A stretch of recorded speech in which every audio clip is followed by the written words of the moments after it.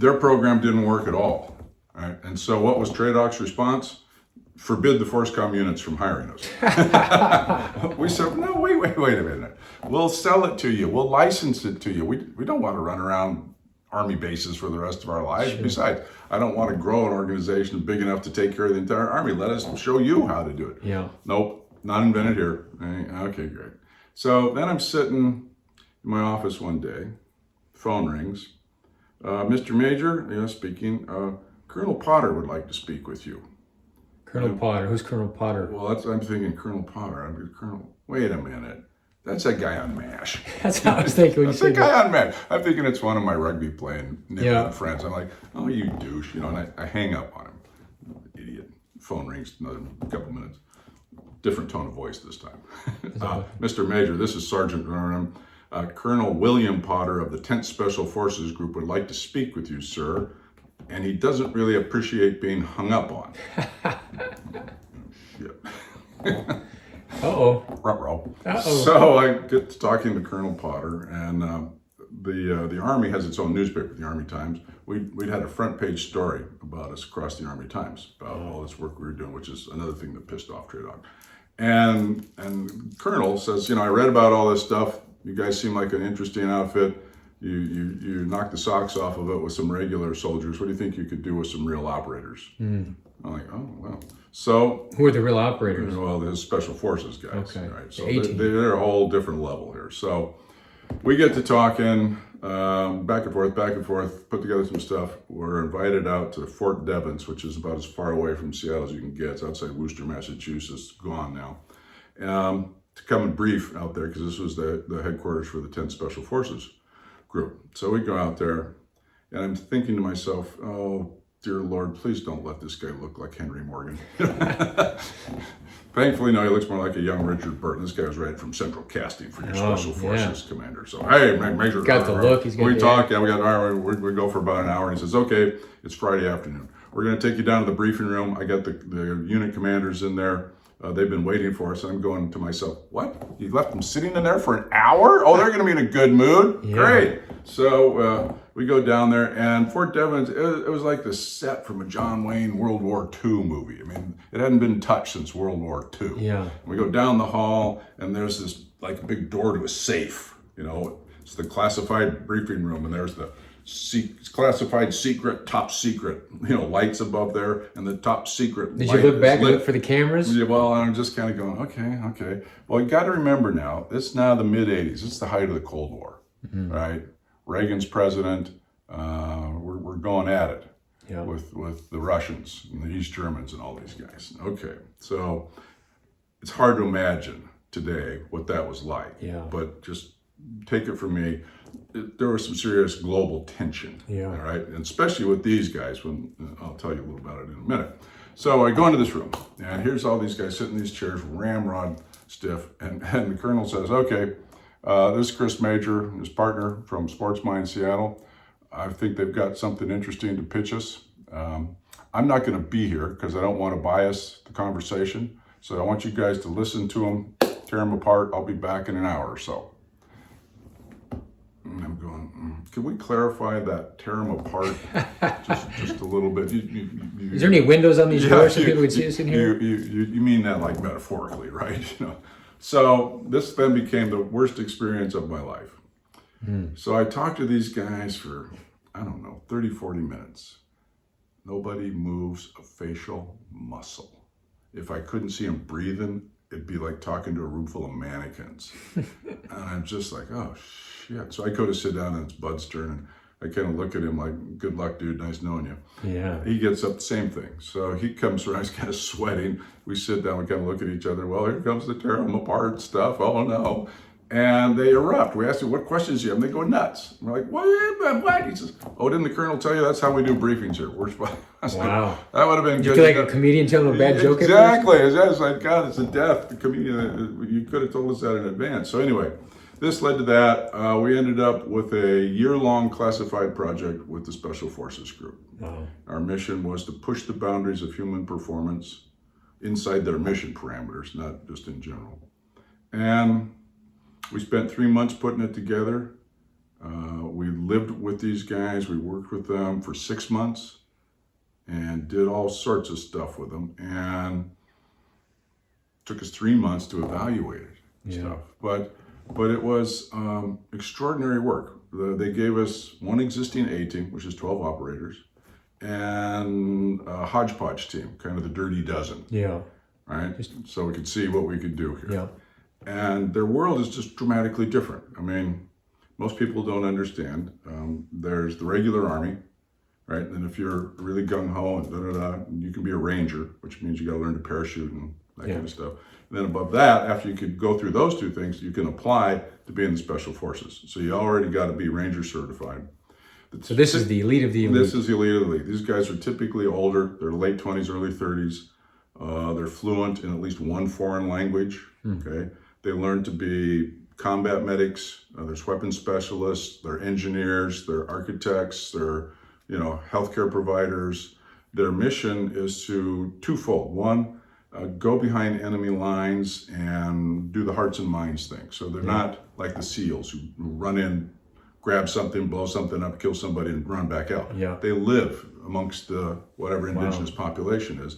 And then if stuff, as they say there, if the balloon goes up, they're deep reconnaissance. So there's a definite like a finesse to it. Oh yeah. I mean, so the 10th group, they've been disbanded now, but their area of operation was Eastern Europe.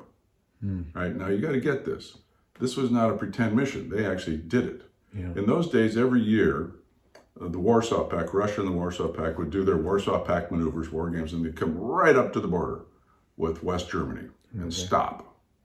And the common wisdom was World War III will start when 1 year they're doing Warsaw Pact maneuvers and they feign their attack and don't stop. Right? And they'll be in Paris before we could do anything about it. Now, these guys' job was they would literally go behind the lines while Warsaw Pact maneuvers were going on. This wasn't just a theory, they did it, right?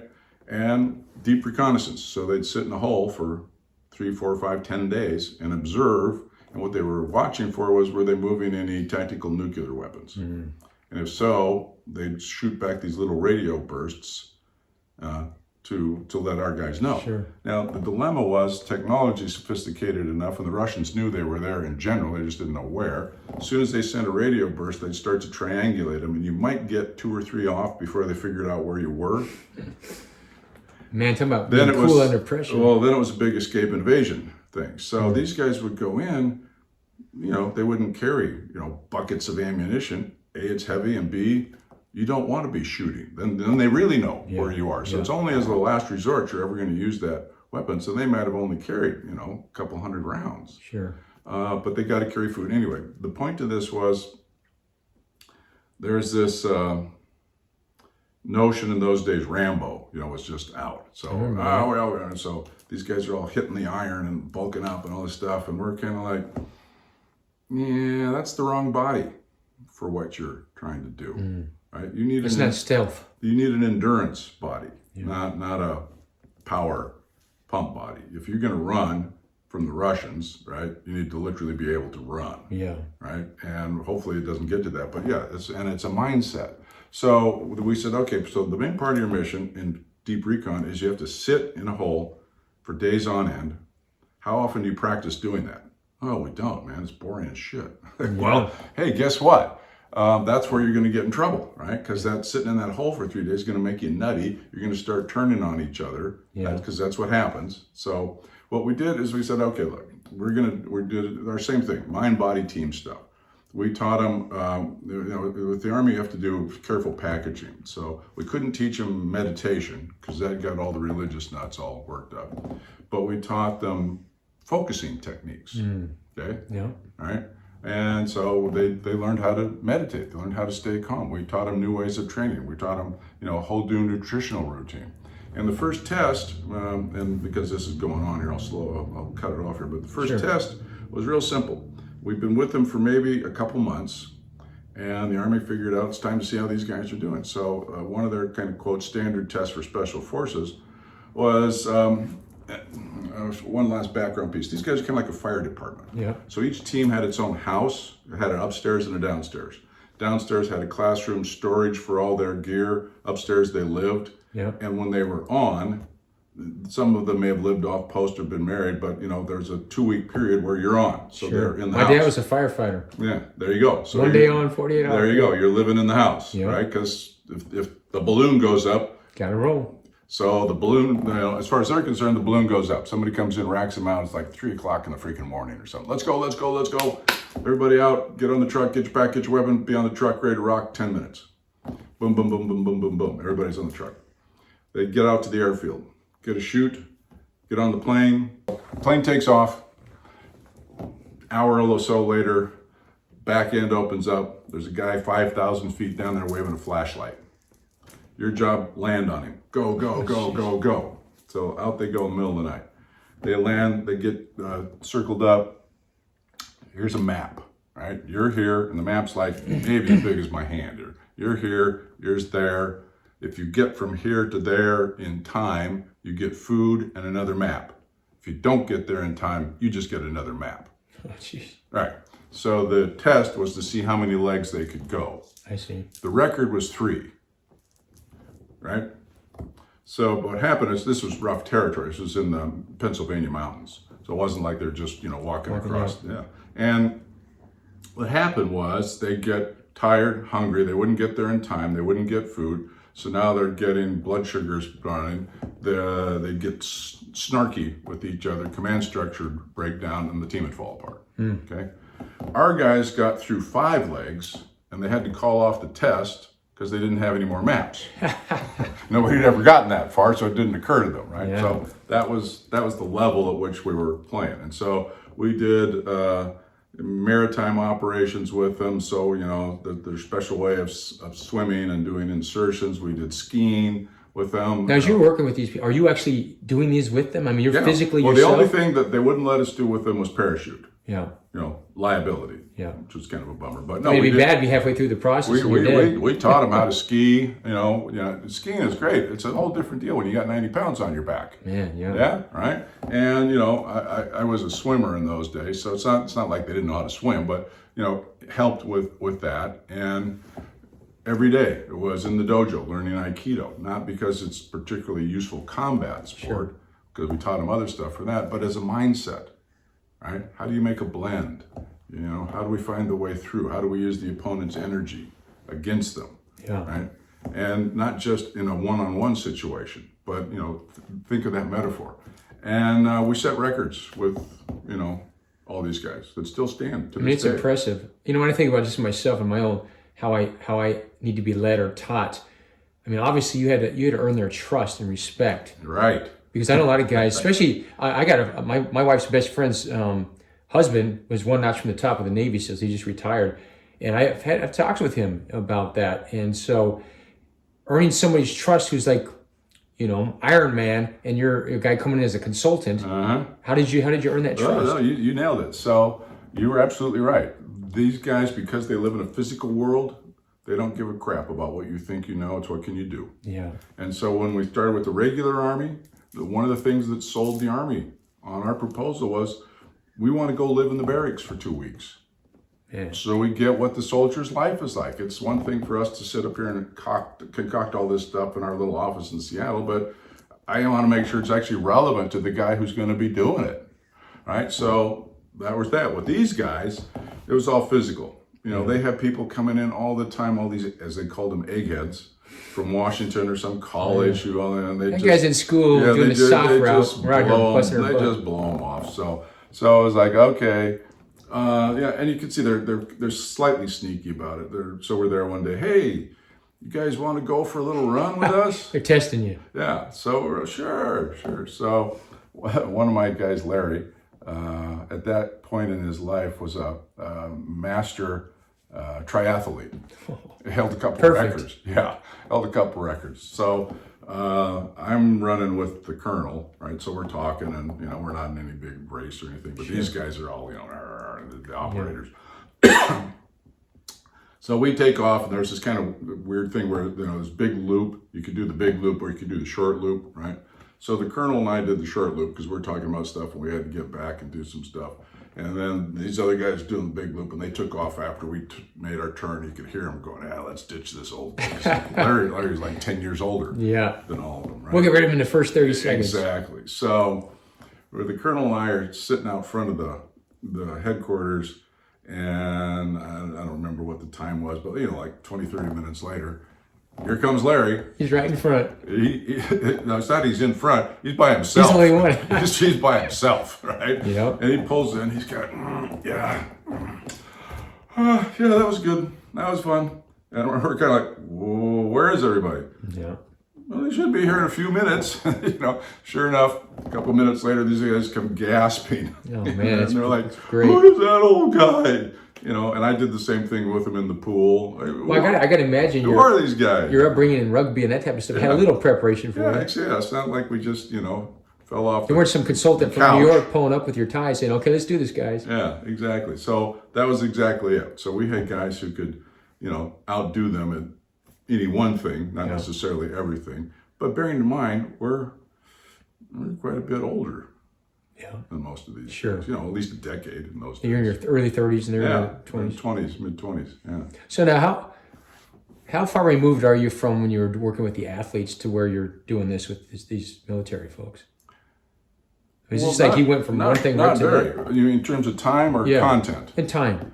It was just 1-to-1, and we kept continuing to work with athletes.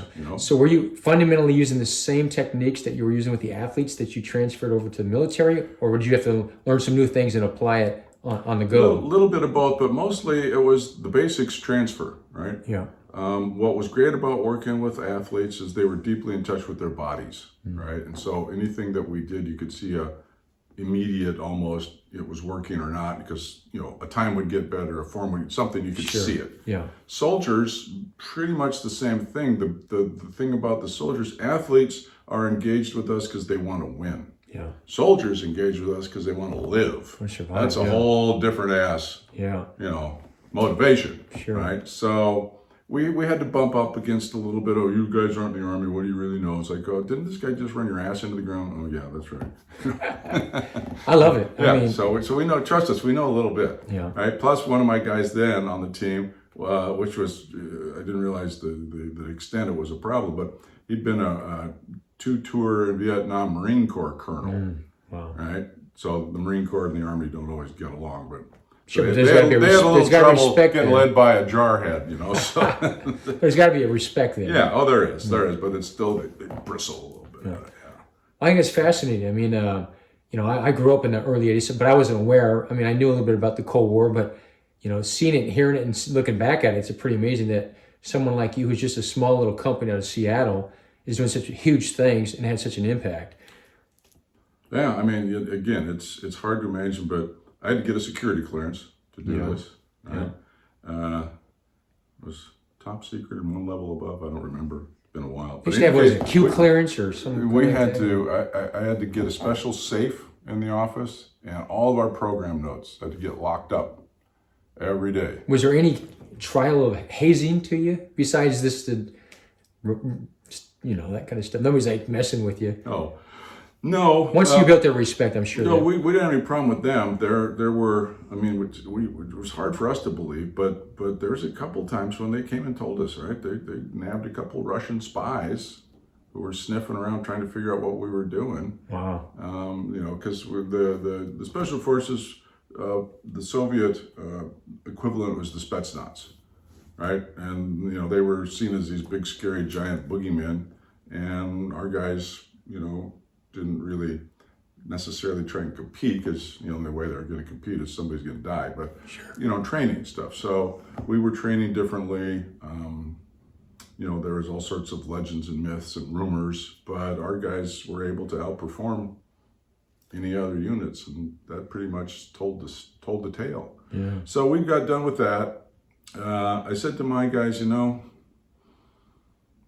know that I want to spend my whole career training soldiers. Right? I mean, we've had an opportunity here. We've been, like I said, Providence smiled on us.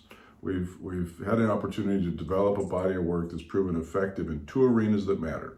First in sports and then with the military. And what's great about it is this two arenas where performance not only matters, but it's pretty easy to measure. Okay?